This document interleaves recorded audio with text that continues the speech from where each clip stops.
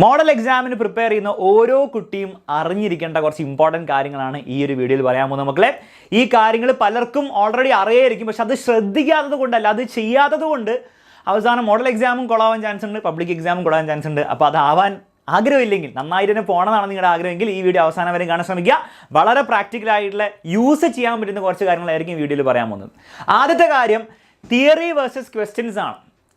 അപ്പോൾ പലരും ഇപ്പോൾ ഈ ഒരു ലെവലിൽ ഈ ഒരു സമയത്തിൽ ചെയ്തുകൊണ്ടിരിക്കുന്ന കാര്യം എന്താണെന്ന് വെച്ചാൽ, നിങ്ങൾ നോട്ട്ബുക്കോ അല്ലെങ്കിൽ ടെക്സ്റ്റ് ബുക്കോ ഇങ്ങനെ വായിച്ചുകൊണ്ടിരിക്കും, അത് വീണ്ടും വായിച്ചുകൊണ്ടിരിക്കും, അതിങ്ങനെ റിവൈസ് ചെയ്യുന്നുണ്ട്. റിവിഷൻ എന്ന് പറഞ്ഞാൽ അതിങ്ങനെ ചെയ്തുകൊണ്ടിരിക്കുകയാണ്. അല്ലെങ്കിൽ യൂട്യൂബിലെ ക്ലാസ് എന്താണ്, തിയറിയുടെ ക്ലാസ് അല്ലെങ്കിൽ കോൺസെപ്റ്റിൻ്റെ ക്ലാസ് ഇങ്ങനെ വീണ്ടും കണ്ടുകൊണ്ടിരിക്കും. ഈ ഒരു ലെവലിലായിരിക്കും നിങ്ങൾ പോകുന്നതെങ്കിൽ, അങ്ങനെയാണ് നിങ്ങൾ പോകുന്നതെങ്കിൽ നിങ്ങൾ കുറച്ച് ശ്രദ്ധിക്കണം. അത് തന്നെയാണ് നിങ്ങൾ ഇനി അങ്ങോട്ടും ചെയ്യാൻ പ്ലാൻ ചെയ്യുന്നതെങ്കിൽ കുറച്ച് പ്രശ്നത്തിലാവും. കാരണം നിങ്ങൾക്കറിയാം, പരീക്ഷ എന്ന് പറഞ്ഞു കഴിഞ്ഞാൽ അവിടെ ചോദ്യങ്ങളാണ് ചോദിക്കാൻ പോകുന്നത്. അത് ചോദ്യങ്ങളുടെ രൂപത്തിൽ തന്നെയാണ് ചോദിക്കുക. ഒരു തിയറി ബേസ്ഡ് ക്വസ്റ്റ്യൻ ആയിക്കോട്ടെ, അതാണെങ്കിലും ഒരു ചോദ്യത്തിൻ്റെ രൂപത്തിലാണ് വരിക. സോ നിങ്ങൾ ഇനിയെങ്കിലും ചോദ്യങ്ങൾ കണ്ട് ശീലിച്ചില്ലെങ്കിൽ, ചോദ്യങ്ങൾ കണ്ട് ആ ചോദ്യം കൃത്യമായിട്ട് മനസ്സിലാക്കി അതിൻ്റെ ആൻസർ എങ്ങനെ എഴുതണം എന്നുള്ള ആ ഒരു ചിന്തയിലൂടെ നിങ്ങൾ ഇനി പ്രാക്ടീസ് ചെയ്ത് തുടങ്ങിയില്ലെങ്കിൽ അവസാനം എക്സാം ആകുമ്പോൾ കുറച്ച് പ്രശ്നത്തിലാവും. ഇതിൻ്റെ അർത്ഥം എന്തല്ല, ഒരിക്കലും തിയറി പ്രാക്ടീസ് ചെയ്യേണ്ട, അല്ല തിയറി വായിക്കേണ്ട, കോൺസെപ്റ്റ് മനസ്സിലാക്കേണ്ട എന്നല്ല. നിങ്ങൾ തിയറിയും കോൺസെപ്റ്റ് മനസ്സിലാക്കിയിട്ട് ചോദ്യങ്ങൾ ചെയ്തിട്ടേ കാര്യമുള്ളൂ. പക്ഷേ നിങ്ങൾ അത് മെല്ലെ ചെയ്ത് തുടങ്ങേണ്ട സമയമായിട്ടുണ്ട്. ഓക്കെ, അപ്പം നിങ്ങൾ ടെക്സ്റ്റ് ബുക്ക് വായിച്ചുകൊണ്ടിരിക്കുക, നോട്ട്ബുക്ക് വായിച്ചുകൊണ്ടിരിക്കുക, അത് ചെയ്തോളൂ. പക്ഷെ അതിനോടൊപ്പം തന്നെ മെല്ലെ ക്വസ്റ്റ്യൻസ്, പരീക്ഷയിൽ വരാൻ പോകുന്ന രീതിയിലുള്ള ചോദ്യങ്ങൾ നിങ്ങൾ പ്രാക്ടീസ് ചെയ്യേണ്ടത് വളരെ അധികം അനിവാര്യമാണ്. അത് നിങ്ങൾക്ക് എവിടെ നിന്ന് തുടങ്ങുമെന്ന് അറിയില്ലെങ്കിൽ നമ്മുടെ യൂട്യൂബിലെ ഡെയിലി ക്ലാസ്സസ് നിങ്ങൾ ഫോളോ ചെയ്യുക. അതിൽ ഇഷ്ടംപോലെ ചോദ്യങ്ങൾ നമ്മൾ ചെയ്യാറുണ്ട്. അതിന് പുറമെ നിങ്ങൾ പ്രീവിയസ് ഇയർ ചോദ്യങ്ങൾ, അല്ലാത്ത നിങ്ങൾ സ്കൂളിൽ നിന്ന് തന്ന ചോദ്യങ്ങൾ, നിങ്ങളുടെ സ്കൂളിലെ നോട്ട്ബുക്കിൽ തന്ന ചോദ്യങ്ങൾ, അതുകൂടാതെ ഓരോരോ ഗൈഡ്സ് ഉണ്ട്, അതിലെ ചോദ്യങ്ങൾ, പിന്നെ നമ്മുടെ എക്സാം ടൈമിൽ നമ്മൾ ചെയ്യുന്ന ഓരോ ലൈവിലുള്ള ചോദ്യങ്ങൾ, അങ്ങനെ തന്നെ കൃത്യമായിട്ട് നിങ്ങൾ ഫോളോ ചെയ്താൽ നിങ്ങൾക്ക് ആവശ്യത്തിൽ കൂടുതൽ ചോദ്യങ്ങൾ നിങ്ങൾക്ക് കിട്ടിക്കോളും. ഓക്കെ, അപ്പം മെല്ലെ നിങ്ങൾ എന്ത് ചെയ്യണം, ചോദ്യങ്ങൾ കണ്ട് അതിനോട് നിങ്ങൾ എന്താണ് മെല്ലെ ഒരു റാപ്പോ ഉണ്ടാക്കണം. അത് ഉണ്ടാക്കിയില്ലേ അവസാനം പരീക്ഷയിൽ ചോദ്യങ്ങൾ കാണുമ്പോൾ നിങ്ങൾക്ക് ചിലപ്പം പേടി വരും, കോൺസെപ്റ്റ് അറിയെങ്കിൽ പോലും. ഓക്കെ, അതുകൊണ്ടാണ് അത് പറയാൻ കാരണം. രണ്ടാമത്തെ കാര്യം സിലബസ് കംപ്ലീഷൻ്റെ കാര്യമാണ്. പലരും നിങ്ങളുടെ സ്കൂളിൽ ഇപ്പം എന്താണ് എന്തെങ്കിലുമൊക്കെ എക്സാം എന്നാണ്, പ്രീ മോഡൽ എക്സാം എന്ന് ചിലർ വിളിക്കും, ചിലർ വേറെ പേരാണ് വിളിക്കുക. എനിവേ, ഈ മോഡൽ എക്സാമിന് മുൻപുള്ള പരീക്ഷ നിങ്ങളുടെ സ്കൂളിൽ നടക്കുന്നതുകൊണ്ട് തന്നെ നിങ്ങളുടെ ഫോക്കസ് ആ പരീക്ഷയ്ക്ക് വേണ്ടി, നാളത്തെ പരീക്ഷയ്ക്ക് എങ്ങനെ മാർക്ക് ഉണ്ടാക്കും, അല്ലെങ്കിൽ നാളത്തെ പരീക്ഷയ്ക്ക് വേണ്ടിയുള്ള പോർഷൻസ് എങ്ങനെ തീർക്കും, അല്ലാതെ അതിനെ എങ്ങനെ റിവൈസ് ചെയ്യുന്നൊക്കെയുള്ള ഫോക്കസിലായത് കൊണ്ട് തന്നെ ഒരു ഡേഞ്ചർ അതിൽ കിടപ്പുണ്ട്. എന്താണ് ഡേഞ്ചർ? നിങ്ങൾ ഈ സമയങ്ങളിൽ നിങ്ങളുടെ സ്കൂളിൽ നടക്കുന്ന പരീക്ഷയ്ക്ക് വേണ്ടി നിങ്ങൾ എന്തൊക്കെയോ പഠിക്കുന്നു.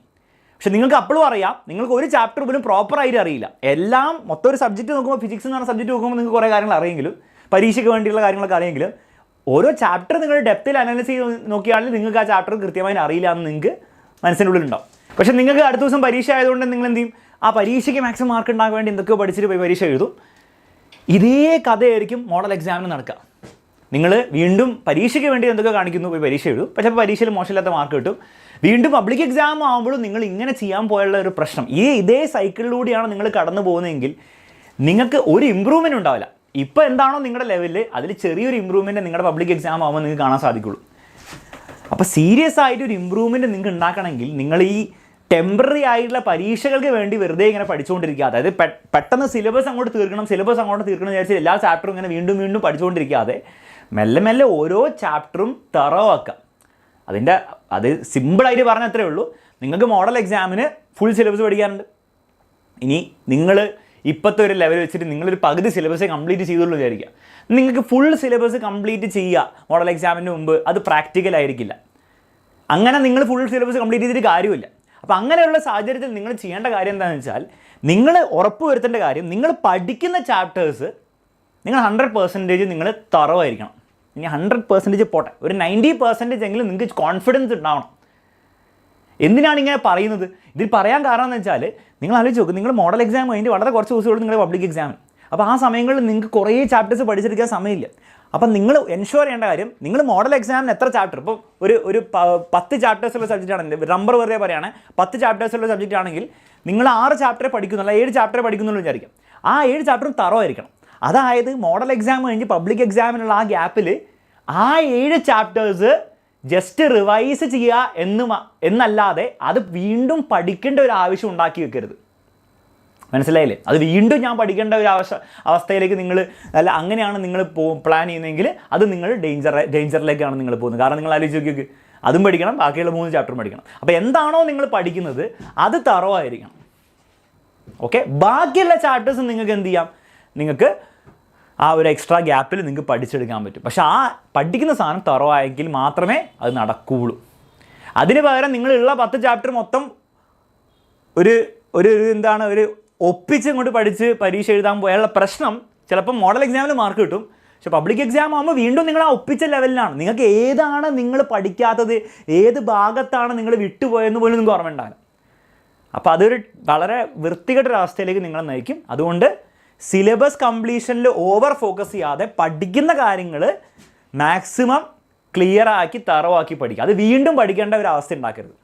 അങ്ങനെ ചിന്തിച്ചാൽ മതി. കാര്യം മനസ്സിലായി? നെക്സ്റ്റ് കാര്യം സമയത്തിൻ്റെ കാര്യമാണ്. ഈ പറഞ്ഞ പരിപാടിയൊക്കെ നടക്കണമെങ്കിൽ, ഞാൻ പറഞ്ഞ പോലെ ക്വസ്റ്റ്യൻസ് ചെയ്യാൻ വേണ്ടി എക്സ്ട്രാ ടൈം കണ്ടെത്തണമെങ്കിൽ, ഈ പറഞ്ഞ പോലെ പഠിക്കുന്ന ചാപ്റ്റേഴ്സ് തറവാക്കി പഠിക്കണമെങ്കിൽ മിനിമം 6 മണിക്കൂറെങ്കിലും ഡെയിലി പഠിച്ചു തുടങ്ങിയാലേ പരിപാടി നടക്കുകയുള്ളൂ. ഇപ്പോൾ സ്കൂളിലൊക്കെ നിങ്ങൾ ക്ലാസ്സസ് നിങ്ങളുടെ കഴിഞ്ഞു, നിങ്ങൾ വീട്ടിൽ നിന്നാണ് പഠിക്കുന്നെങ്കിൽ 6 മണിക്കൂറൊക്കെ മിനിമമാണ്. അല്ലാതെ സ്കൂളിൽ പോകുന്നുണ്ടെങ്കിൽ നിങ്ങളൊരു മിനിമം ഒരു 4 hours എങ്കിലും നിങ്ങളുടെ ഭാഗത്തുനിന്ന് കണ്ടെടുത്തണം. ഓക്കെ, നിങ്ങൾക്കൊരു എക്സ്ക്യൂസ് അല്ല സ്കൂളിൽ ഞാൻ പോകുന്നുണ്ട് അതുകൊണ്ട് എനിക്ക് സ്വന്തം പഠിക്കാൻ കുറേ സമയമില്ല, അതൊരു എക്സ്ക്യൂസ് അല്ല. നിങ്ങൾ ഇൻസ്പൈറ്റ് ഓഫ് ദാറ്റ് നിങ്ങൾ കണ്ടെത്തണം. കാരണം നിങ്ങൾ ആർക്ക് വേണ്ടിയിട്ടാണ് ഈ ഒരു പരീക്ഷയ്ക്ക് വേണ്ടി പഠിക്കുന്നത്? നിങ്ങൾക്ക് വേണ്ടി തന്നെയാണ്. അല്ലാണ്ട് സ്കൂളിലെ ആൾക്കാർക്ക് വേണ്ടിയിട്ടോ പേരൻസിന് വേണ്ടിയിട്ടോ ഒന്നുമല്ല, നിങ്ങൾക്ക് വേണ്ടിയിട്ടാണ്. അത് പേരൻസിനും കൂടി വേണേൽ ആവാം. നിങ്ങൾക്ക് അവർക്കും സന്തോഷമാവും, അവർക്ക് നിങ്ങൾക്ക് നല്ല മാർക്ക് കിട്ടുമ്പോൾ അവർക്ക് ഒരു ഹാപ്പിനെസ് കൊടുക്കുമെങ്കിൽ അത് അവർക്കും കൂടി വേണ്ടിയാവാം. പക്ഷേ കംപ്ലീറ്റ് റെസ്പോൺസിബിലിറ്റി ആരുടെയാണ്? നിങ്ങളുടെ തന്നെയാണ്. അപ്പം സമയം കണ്ടെത്തിയേ പറ്റുള്ളൂ. അല്ലാണ്ട് ഈ പറഞ്ഞ കാര്യങ്ങളൊന്നും നടക്കില്ല. അതാണ് പ്രശ്നം. കേൾക്കാൻ നല്ല രസമുണ്ടാവും, പക്ഷേ ഇത് ചെയ്യാൻ നിങ്ങൾക്ക് സമയം ഉണ്ടാവില്ല. ക്ലിയർ ആണ്? അപ്പോൾ ഈ സമയമെങ്കിലും മിനിമം നിങ്ങൾ കൊടുക്കണം. പിന്നെ 4ാമത്തെ കാര്യം സ്ട്രെസ്സിൻ്റെ കാര്യമാണ്. മക്കളെ, നിങ്ങൾ യൂട്യൂബിൻ്റെ കമൻറ്റ്സ് നോക്കുമ്പോഴും മനസ്സിലാവുന്നുണ്ടാവും, ലൈവ് ചാറ്റ് നോക്കുമ്പോഴൊക്കെ നിങ്ങൾ കാണുന്നതായിരിക്കും. എല്ലാവർക്കും ടെൻഷൻ ഉണ്ട്, എല്ലാവർക്കും സ്ട്രെസ് ഉണ്ട്. അപ്പോൾ ഒരു കാര്യം നിങ്ങൾക്ക് മനസ്സിലായി, നിങ്ങളുടെ മാത്രം പ്രശ്നമല്ല അത്. എല്ലാ 10ാം ക്ലാസ്സും +1 +2 ഒക്കെ പരീക്ഷ എഴുതുന്ന എല്ലാ കുട്ടികൾക്കും ഇതേ സെയിം പ്രശ്നമാണുള്ളത്.